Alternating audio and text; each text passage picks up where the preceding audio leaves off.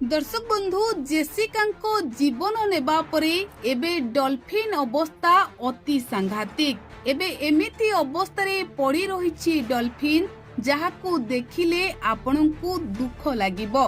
भूल करी अनुताप करुछि डॉल्फिन। एबे जेसिका जीवन नेबा परे डॉल्फिन एबे न खाई न पी एमिति पड़ी रही। दर्शक बंधु एई दृश्य उपरे टिके नजर पकांतु केउ भली अवस्था रे एबे डॉल्फिन रही। ट्रेनर जेसिका को एई डॉल्फिन पानी भितरे मारी देइथिला।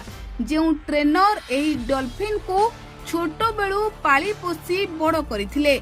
एमिति कि जेसिका एई डॉल्फिन को एते भलो पाउथिले एहा पई निज जीवन को भी से संपूर्ण भावरे उत्सर्ग कर देइथिले। ना से विवाह करिथिले ना संसार करिथिले।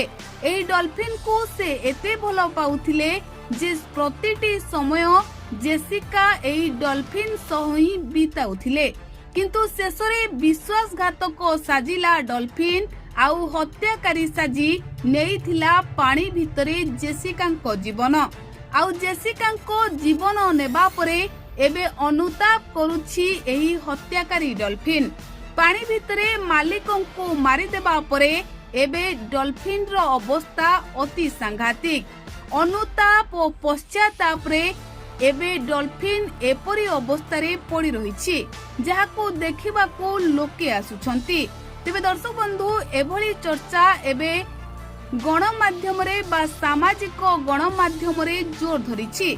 किंतु एक रिपोर्ट अनुसार एही घटना संपूर्ण काल्पनिक।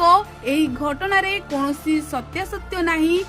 किछि चैनल बा किछि लोके केवल वीडियो ओ व्यूज नेबा पई एभली काल्पनिक कहानी बनाउछंती।